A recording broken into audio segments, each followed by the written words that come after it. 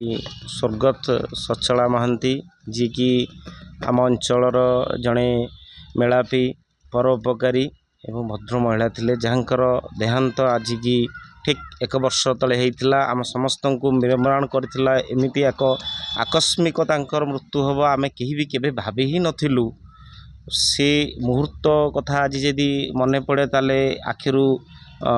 लुह तो झरझरे आसे कारण तांकर से जो भल पाइबा और तांकर जो स्नेह ममता थिला ताकू आज आमे वर्षे भितर आज जे वर्षे हो गला मु सकाळु ताकू भाबी ही पारुनी। तेणु निश्चिंत रूप से तांकर पिला मानक प्रति जो भल पाइबा थिला जो आंतरिकता थिला आज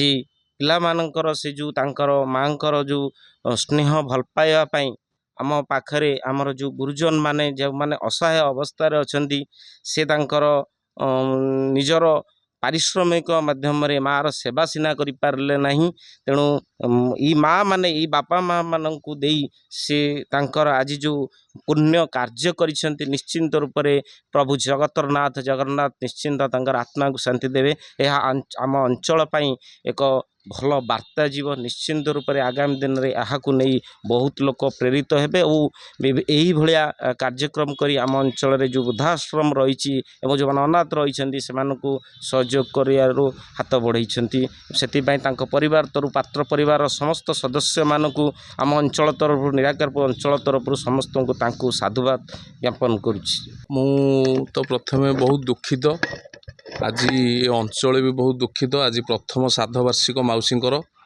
आमर सान भाईर जीवन रश्मिर सी बहुले आम समस्त को सी बहुत भल पाउले स्नेह आदर आम समस्त से बांधि रखी थे। निराकारपुर पंचायत कौन तांकर सबु जगार माने घरे घरे से परिचित थिले आउ जोठी तांकर घर से पाखापाखी मध्य समस्तंकर से माने भल पाइबार पात्र थिले तांकर जेमती टाइटल पात्र तांकर से समस्त भल माने सबु लोकंकर से गोटे भल पाइबार पात्र थिले। आमे आज भारी दुखित जे से आम पाखे नाहांती जो भल पाइबार आमको से बांधि रखी थे से भल पाइबा आज मिल पारानी। आमे समस्ते आज तांकरी प्रथम श्राद्धवार्षिक आमर जो एठी गुरुजन माने अच्छी माँ मौसी माने अच्छी जो मैंने असहाय कि अच्छी आमे अंचल को वार्ता देलु तांकरी श्राद्धवार्षिक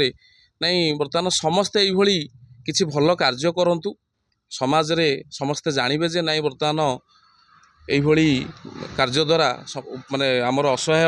वृद्ध माने आमर माँ मौसी माने उपकृत हेबे। अनिल सेनापति जीवन रश्मि महापात्र बंधु निश्चित आम मैंने प्रथम बहुत दुखित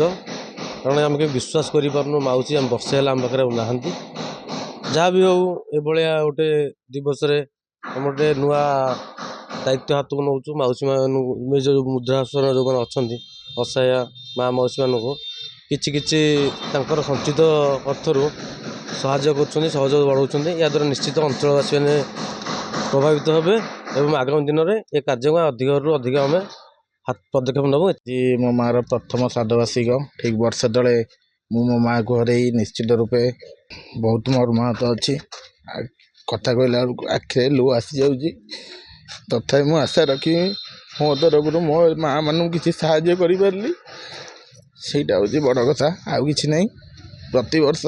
ଏହିପରି ଭାବରେ କିଛି ସାହାଯ୍ୟ ମୋ ତରଫରୁ ଯେତିକି ବି ହେଇପାରିବ କରିବା ପାଇଁ ନିଶ୍ଚୟ ପ୍ରୟାସ ଜାରି ରଖିବି।